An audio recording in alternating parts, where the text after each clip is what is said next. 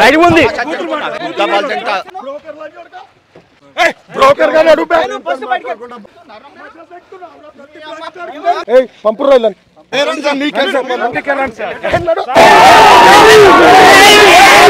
మీ friend Girish curry Girish అనే intermediate first year student Narayana junior college Koheda క్యాంపస్లో ఒక 25 రోజుల కిందట చనిపోవడం జరిగింది. ఆ తర్వాత వాళ్ళ పేరెంట్స్ నన్ను అప్రోచ్ అయ్యి, సార్ లీగలీ మీరు కొంచెం హెల్ప్ చేయాలి, మా అబ్బాయి ఎలా చనిపోయాడు ఏంటి మాకు అర్థం అవ్వట్లేదు, మాకు చాలా అనుమానాలు ఉన్నాయని చెప్పేసి మమ్మల్ని అప్రోచ్ అవుతే మేము వాళ్ళకు లీగల్ ఎయిడ్ ఇవ్వడం జరిగింది. జూన్ 14వ తారీఖు ఆదివారం రోజున ఆ పేరెంట్స్కి పోలీసులు 25 రోజుల తర్వాత పోస్ట్మార్టం రిపోర్ట్ని ఇవ్వడం జరిగింది. ఆ పోస్ట్మార్టం రిపోర్ట్ కలెక్ట్ చేసుకున్న తర్వాత పేరెంట్స్ ఏమన్నారంటే, ఒకసారి కాలేజ్ క్యాంపస్కి వెళ్దామండి, అక్కడికి వెళ్తే ఆ సంఘటన స్థలం ఇవన్నీ చూస్తే మాకు కూడా కొంచెం అసలు ఏం జరిగింది అని ఒకటి ఐడియా వస్తుంది, మీరు రావాలి సార్ ప్లీజ్ అని చెప్పేసి రిక్వెస్ట్ చేస్తే నేను ఆ పేరెంట్తో పాటు నారాయణ జూనియర్ కాలేజ్ కోహెడ క్యాంపస్కి వెళ్ళడం జరిగింది. అక్కడికి వెళ్ళిన తర్వాత పరిస్థితి ఏందో మీరే చూడండి.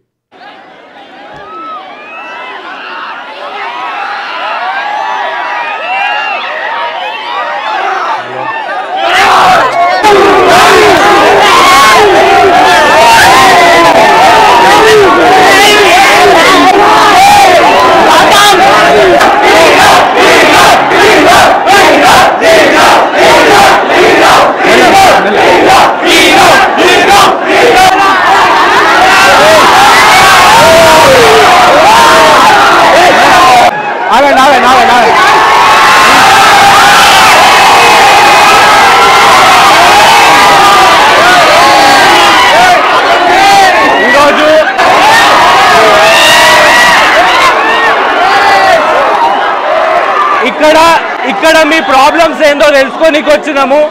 అట్లనే మీ ఫ్రెండ్ గిరీష్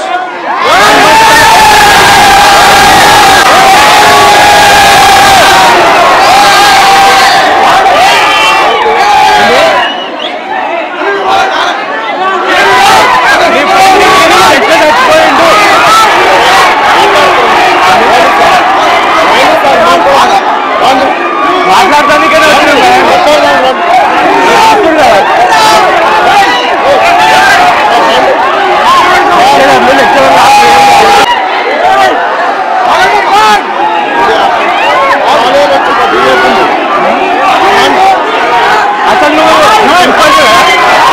ప్రిన్సిపల్ కదా.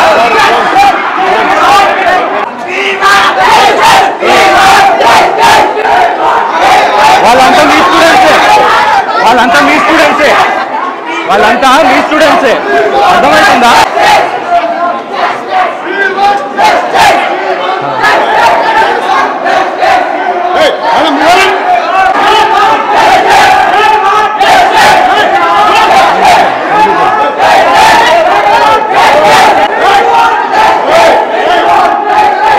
అంటే డెమోక్రసీలో రైట్ లేదంటావా నువ్వు?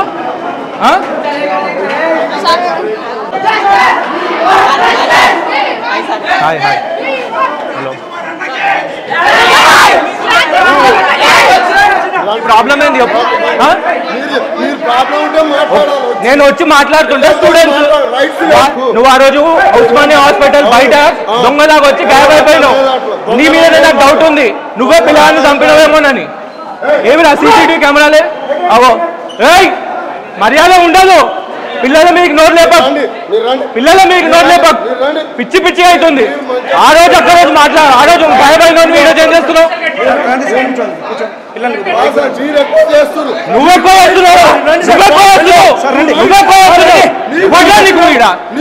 ఆ రోజు ఏడిపోయినావు చెప్పు. అర్థం వేడిపోయినావు. బాగండి, నీకు పిల్లలు ఉన్నారా? చేయి మరి పిల్లల్ని ఎట్లా చంపినావు? ఆ కోట్ల లోపలే. మరి ఎంపీ కనికి వచ్చినావు ఆ రోజు ఉస్మానియా హాస్పిటల్ బయట మరి డాక్టర్లను మేనేజ్ చేయడానికి వచ్చినావా? నేను మంచిగానే మాట్లాడుతున్నా, పిల్లల్ని భయపడుతున్నావురా? నిన్నే ఏంది ఏంది ఏమనుకుంటావు? ఆ రోజు నంగిలాగా పారిపోయినావు ఇప్పుడు రుమాలు చేస్తుంది. ఏ ట్రాన్స్పోర్ట్ మర్చిపోయి చచ్చిపోయింది చూపి. నిజం లోపలికి పోలీస్ రిపోర్ట్ అన్ని తీసుకున్నా. నువ్వే అక్యూజ్డ్వి. నిన్ను లోపలేయాలి ఫస్ట్. పిల్లగాడు చచ్చిపోతే ఒక కండోలెన్స్ మీటింగ్ అయినా పెట్టినవరా నీ ముఖానికి? పిల్లగాడు చచ్చిపోతే ఒక కండోలెన్స్ మీటింగ్ పెట్టినవా? ఆపరు. ఇగో మీ ఫ్రెండ్ చచ్చిపోయినందుకు కండోలెన్స్ మీటింగ్ ఏమన్నా పెట్టిరా? చేది మేము మాట్లాడుతున్నాం మేడం. ఈ రౌడీజం ఎన్ని రోజులు నడుస్తుంది? సరే ఒక విషయం చెప్పు. పిల్లవాడు చచ్చిపోయిన తర్వాత కండోలెన్స్ మీటింగ్ పెట్టిరా? పిల్లవాడు చచ్చిపోయిన కండోలెన్స్ మీటింగ్ అరే నీ పద్ధతి నీతో నేను వేరే కూడా ఉంటా వెళ్ళి మాట్లాడతా. పిల్లల మీదకి చూపండి, రౌడీజం చూపండి. ఏం చూపిస్తావు? లోపలికి వస్తాయి ఏం చూపిస్తావు? ఆ రోజు భయపడి ఉచ్చవోసుకొని మారిపోయినావు. నేను ఒక్కనే వచ్చిన పిల్లల గురించి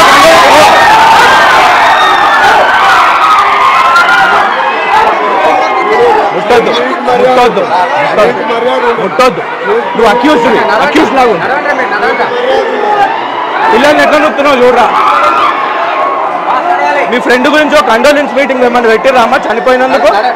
పెట్టలేదు కదా అది.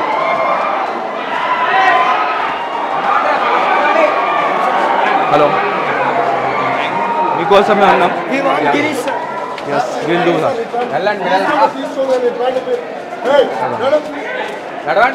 అరే ఆ రోజు పారిపోయినావు, ఈ రోజు వచ్చి రుబాబ్ చేస్తున్నావు. వాళ్ళ పేరెంట్ పక్కనే ఉన్నాడు.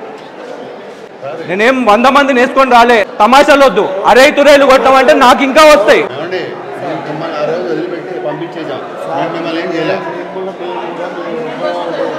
ఆ రోజు నేను ఒకటే చెప్పిన, ఈరోజు ఒకటే జరిగింది కాదనట్లేదు. దానికి బాధ్యుల మీద ఎఫ్ఐఆర్ అయింది. సరే మేనేజ్మెంట్తో వచ్చి మాట్లాడుకోండి. నేను ఏం మాట్లాడతారు మేనేజ్మెంట్? మాకు అబ్బాయి ఎక్కడ చనిపోయిండో ఆ సీన్ ఒకటి చూపించండి. అసలు అబ్బాయి ఎట్లా చచ్చిపోయిండో కూడా మాకు తెలియదు. లోపల కాదండి, బయటకు నడవండి. బయట చూపించండి, చూపిస్తా అన్నప్పుడు చూపించండి. అంటే మీరు ప్రిన్సిపల్ కాదా? Second year principal. మరి ఆ రోజు వేరే క్యాంపస్ ప్రిన్సిపల్ అని చెప్పారు.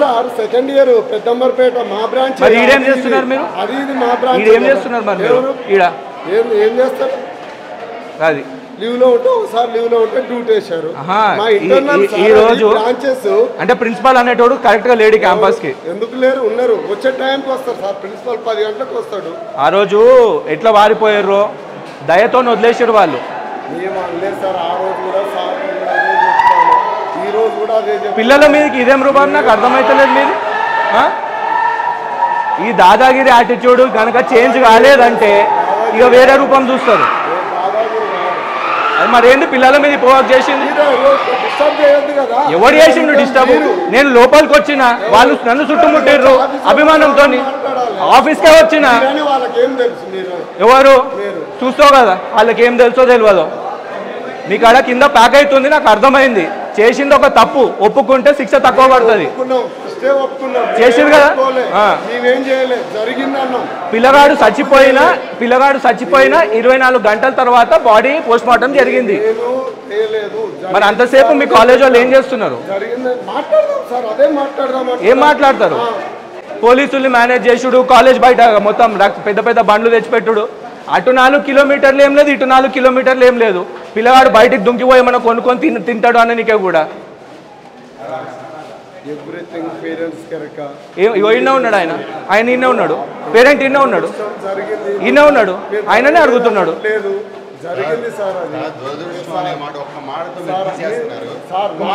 మేము అడిగేది ఇగో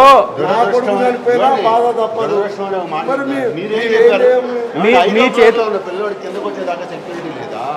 ఈ క్యాంపస్ మొత్తం ఏం చేస్తుంది? నాకు ఈ పాయింట్ చెప్పండి, సమాధానం నాకు కావాల్సింది.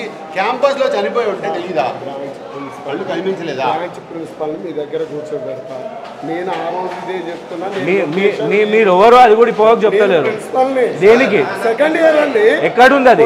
ఇలా ఫస్ట్ ఇయర్ సెకండ్ ఇయర్ పక్కన లాస్ట్ ఇయర్. మరి ఆ రోజు అబద్ధం చెప్పి ఎందుకు వాడిపోయారు? చెప్పలే, పక్కా చెప్పారు. వీడియో చూడండి. నేను సెకండ్ ఇయర్ ప్రిన్సిపల్ అనే చెప్పిన. మీరు వీడియో ఉంది, వేరే క్యాంపస్ ప్రిన్సిపల్ అని చెప్పారు. అవును, మరి అది సెకండ్ ఇయర్ వేరే క్యాంపస్ నారాయణ అని చెప్పా మీకు ఆ రోజు. మరి మీకు ఈ క్యాంపస్ లో ఏం పని ఉంటుంది సార్? మా బ్రాంచ్ కదా, మా బ్రాంచ్ చూడండి. మీ పిల్లలు అట్లా చనిపోతే మీకు అర్థమవుతుంది బాధ. ఆడ ఉన్నది ఒకటే ట్రాన్స్ఫార్మర్. ఆ గోడ ఎంత హైట్ ఉందండి? వీడికేం చూస్తే మొత్తం కనిపిస్తుంది కాంపౌండ్.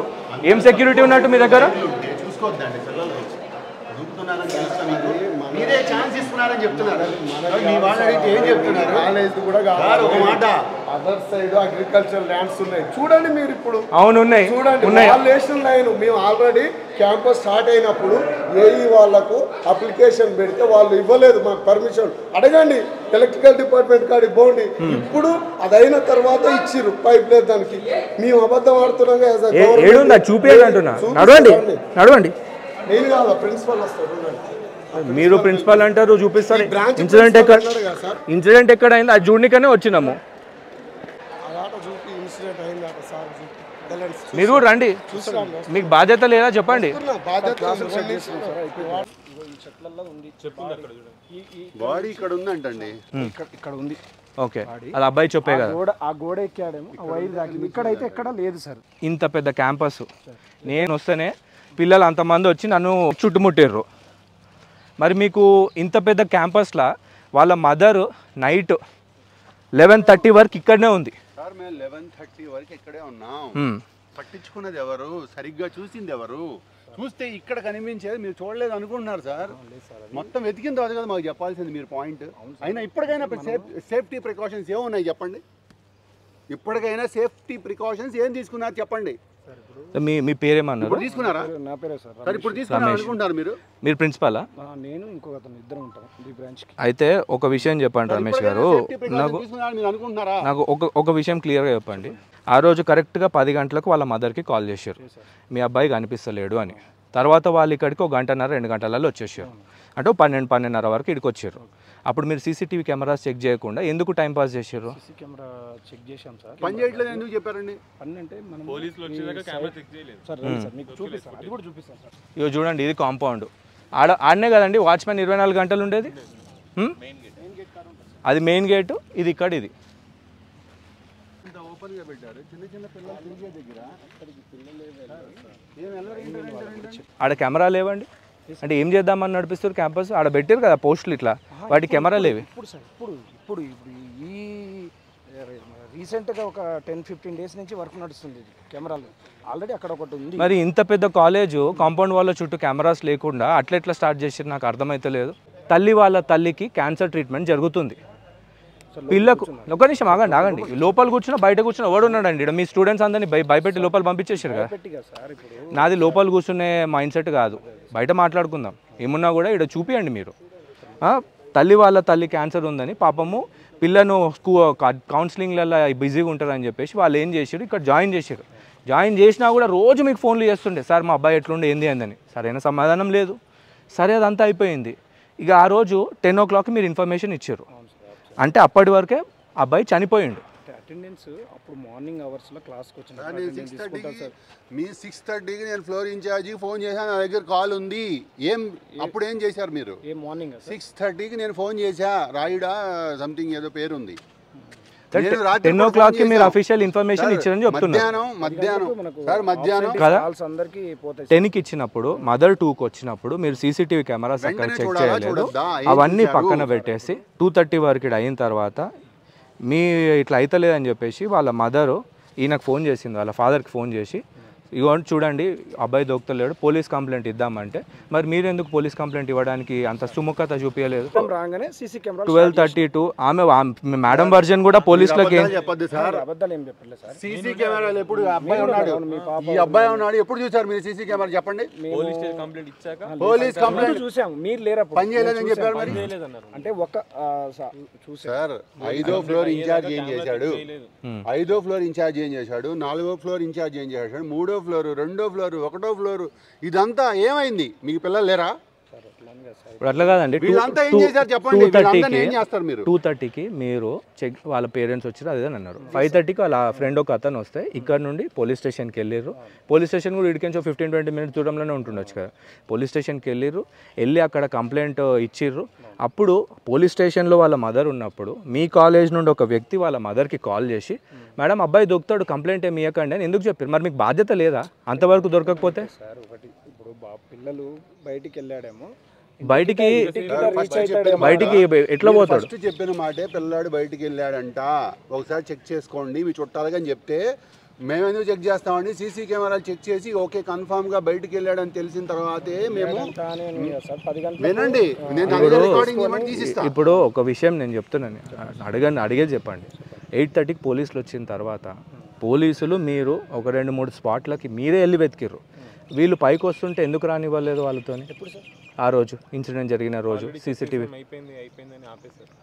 అదొకటి మాకు అనుమానం రావడానికి అదో కారణం. ఇంకొకటి ఇక్కడ నుండి ఒక అతను పోలీస్ స్టేషన్లో ఉన్న వాళ్ళ మదర్కి కాల్ చేసినప్పుడు ఆ మేడం వద్దు అని చెప్పేసి అన్నారు. మేము ఆల్రెడీ పోలీస్ స్టేషన్కి ఇచ్చినాము ఆయనకు అతనికి చెప్పంగానే ఇక్కడ 5-6 మంది ఉండే పరారైపోయి ఇద్దరినే పెట్టిర్రంట. ఆ రోజు నైట్ 8:39కి వాళ్ళ మదర్ మళ్ళీ వచ్చేసరికి ఇక్కడ ఇద్దరే ఉన్నారు. అప్పటి వరకు 5-6 మెంబర్స్ ఉండే కదా. టైమింగ్స్ ప్రకారంగా ఉంటాయి కదా. అదే టైమింగ్స్ అదే గంగాధర్ సార్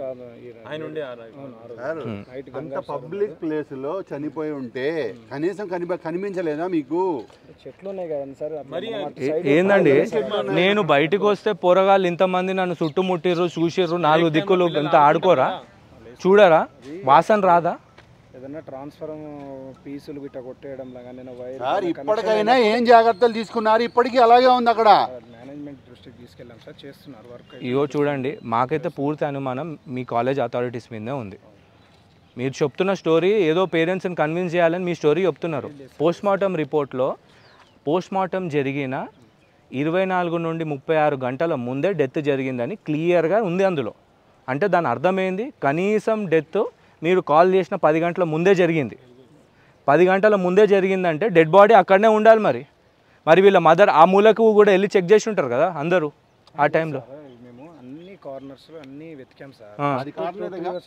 ఆ ట్రాన్స్ఫర్కి వెళ్ళి ఎప్పుడు ఏమి అట్లాంటి అసలు అట్లా పోరని అటు పోలే సార్. లేదంటే కానిస్టేబుల్ వచ్చినప్పుడు నేను కానిస్టేబుల్ కూడా మొత్తం వెతికాం సార్. ఆడదాకా కూడా పోయినాం సార్. కానిస్టేబుల్ వచ్చారు. చెట్లు ఇంతవరకు చెట్లు ఉండడం వల్ల అందులో బాడీ ఉండడం కానీ ఎంత ఉన్నాయి సార్ అక్కడ? మీరు చెప్పేది నమ్మసక్యంగా ఉందంటారా? ఎంత చెట్లు ఉన్నాయండి సార్? ఒకటి సార్ నమ్మేసక్యం ఉన్నాయి సార్ చెట్లు. బాబు ఇట్లా ఫ్లాట్గా కనపడదు సార్. బాడీ దగ్గరికి పోయి అటు మన పిల్లలు కూడా దూరం నుంచే తిరుగుతారు. మీ పేరు ఏంటండి? ఇప్పుడు నాయక్ గారు ఒక మాట చెప్పండి. ఆ రోజు నైట్ పోలీసులతో మీరే ఉన్నారు కదా, మీరు చెత్త ఏడ డంప్ చేస్తారు? చెత్త అక్కడికి మదర్ వెళ్తుంటే ఎందుకు ఆపేసారు? మా అనుమానం ఏంటంటే 11:30 వరకు మదర్ క్యాంపస్లో ఉండే. 11:30 వరకు క్యాంపస్లో ఉంటే ఇన్ఫర్మేషన్ ఏం రాలేదు. కరెక్ట్గా 12:31కి మదర్కి ఇన్ఫర్మేషన్ వచ్చింది. అంటే ఆ 2 అవర్స్లో బాడీ ఎట్లా దొరుకుతుంది? ఆ పొగకు వెతుకుతే దొరకంది.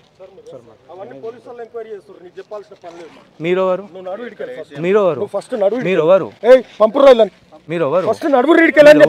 నువ్వెవరు అసలు?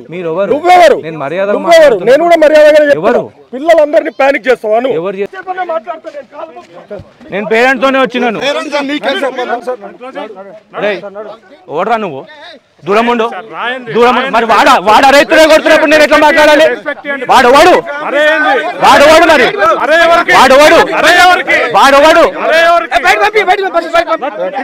అరే నీకు ఆ రోజు లేని దమ్మి రోజు ఎక్కడికి వస్తుంది?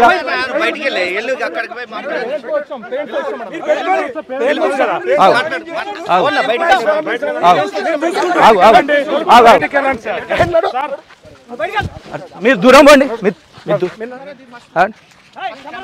వడరా నువ్వు, ముట్టుకున్నావు అంటే మర్యాద ఉండదు. అది లైవ్ ఉంది అంటే పేరెంట్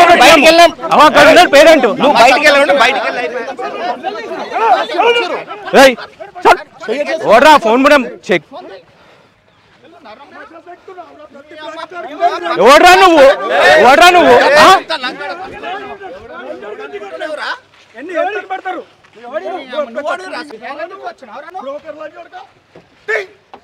నీ పేరు కూడా అడగలేడు, నీ పేరు కూడా అడగలేడు, నీ పేరు కూడా అడగలేడు.